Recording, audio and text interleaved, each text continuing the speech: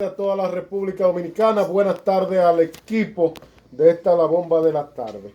Hay muertes que parecen naturales, con eso digo todo, y sobre todo cuando son paros cardíacos.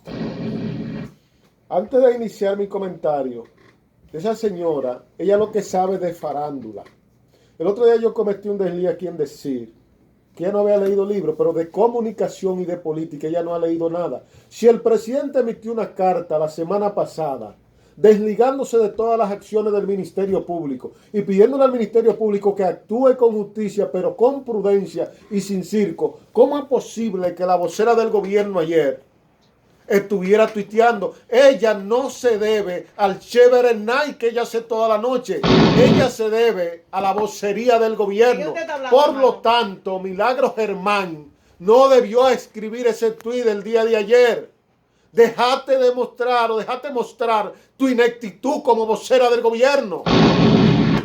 Adelante con su Ramón Ceballos, diputado del PRM en Ultramar, dice que hasta que Danilo no caiga, no han caído todos. Eso dijo él en el día de hoy. Bien, señores, tras 14 horas de audiencia, anoche a las 12 se suspende la audiencia preliminar. Que muchos de los abogados, y allá voy con usted, Tora, que me hacía la pregunta ahorita, cometieron el error de creer que estaban en un juicio de fondo. Y lo que estaba sucediendo ayer era una audiencia preliminar para pedir una serie de medidas que se llaman en el código medidas coercitivas, que pueden ser medidas fuertes, medidas flexibles.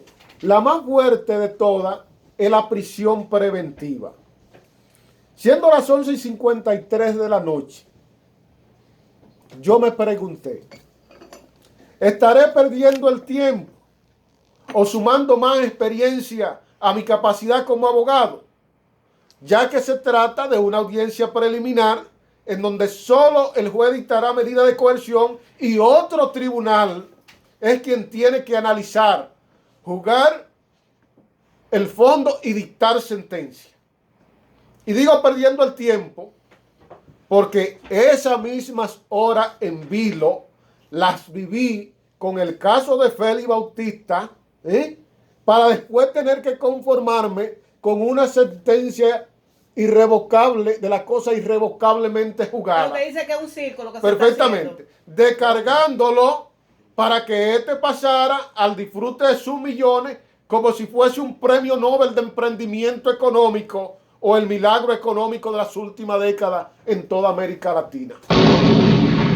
Eso pasó con todo el que le dio seguimiento y duró horas y horas frente al televisor cuando se estaba conociendo el juicio de fondo de Félix Bautista. Y eso mismo veíamos en el día de ayer, en esta audiencia que no es más que un juicio preliminar en donde no se conoce el fondo del asunto, que no sé por qué los abogados de los encartados seguían insistiendo en presentar cosas que es al juez de fondo que tienen que presentárselas y donde tienen que discutirse. ¿Qué es lo que le presenta? ¿Qué es lo que se presenta? ¿Qué es lo que se le presenta? El juicio El Ministerio Público. Eso es el juicio de las pruebas. El Ministerio Público presenta las pruebas, los fundamentos, los argumentos bajo los cuales ellos consideran que esta gente no puede estar suelta, que esta gente tiene que guardar prisión preventiva o cualquier otra medida cautelar establecida en el código. ¿Qué hacen los abogados? Los abogados pretenden desmontar eso llevando arraigo. No, mire, mi cliente no se va a sustraer del proceso.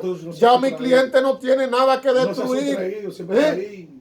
No se va a ir de aquí. Mira, hay un impedimento de salida. No tiene visa siquiera. Tiene 4 hijos. Tiene una finca. Tiene la escuela fulana de tal. Dice que no, que él estudia allá, la iglesia, la junta de vecinos.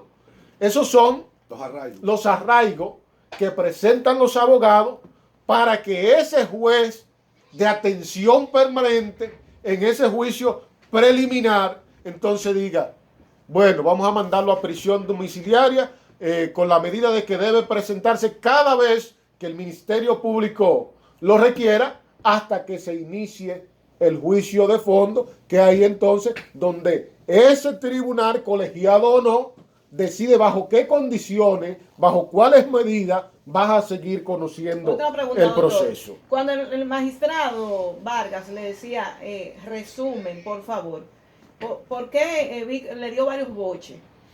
Porque precisamente me pareció que el Ministerio Público sigue la misma, en nada.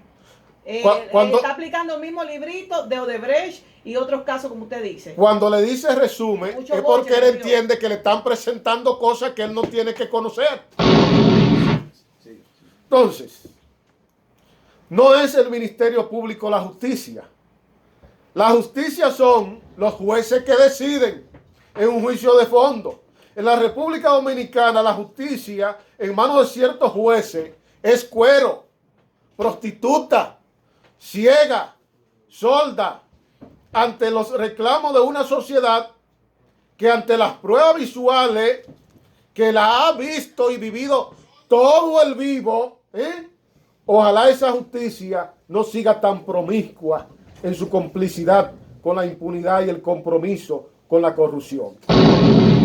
Imagínense ustedes qué curso tomará la justicia cuando esos expedientes en un juicio de fondo caigan en manos de jueces designados por el Consejo del Poder Judicial, que era de Danilo Medina, o por el mano del Consejo del Poder Judicial, que era de Leonel Fernández.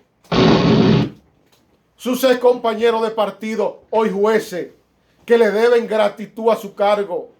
No valdrá la imperiosidad con la que el Ministerio Público ha realizado su trabajo. Para ello les digo, aquí hay una sociedad encojonada, capaz de irle a salir volando por la ventana de sus despachos o de sus casas. Recuerden al juez Sánchez Ortiz en el caso de los bancos, sí. en el caso de Baninter, que tuvo que aguantar mucho improperio de la gente en la calle por la forma en que se condujo con ese caso. Vuelvo donde Claudia. En la audiencia de medida de coerción, lo que se busca es determinar si el investigado es culpable. Si no, se puede fugar, si puede destruir pruebas que sean relevantes para la investigación o atentar contra una víctima o contra un testigo. Si no se habla de eso, entonces allí lo que hubo fue mucha bulla, peo y flatulencia. La prisión preventiva pudiera verse excesiva como medida cautelar y pena anticipada. Es como ponerlo a cumplir cárcel antes de tiempo, sin todavía, casi estoy construyendo al fondo. Pero el pueblo quiere que de todo aquel que se tenga sospecha que robó, lo tranquen y después averigüen. Y se olviden de presunción de inocencia. La gente pide que lo que la ley establece como excepción, eso se convierte en regla. Y la excepción es la prisión preventiva. Digo lo siguiente. Finalmente, atención, Luis Abinader, mi presidente, de Claudia y mío. Nosotros dos aquí. Señor. Dígalo duro. Atención, mi presidente, que por cierto, después de ese disparate que escribió Kimberly Taveras, no la reciba ni siquiera en la recepción del Palacio.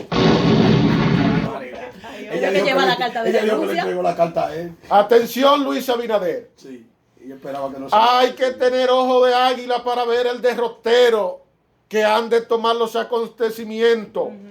Solo observen el silencio que ha guardado la más rancia aristocracia dominicana. Y a 80 pesos la carne. Que vieron cómo los políticos de esos gobiernos le quitaban de la mano los negocios a los empresarios. Y el empresariado del CONE al respecto no ha dicho, ni esta boca es mía. Si ese partido PLD, que en un momento fue fascinante para la clase media dominicana, ahora puede pasar a ser tan despreciable como la corrupción misma.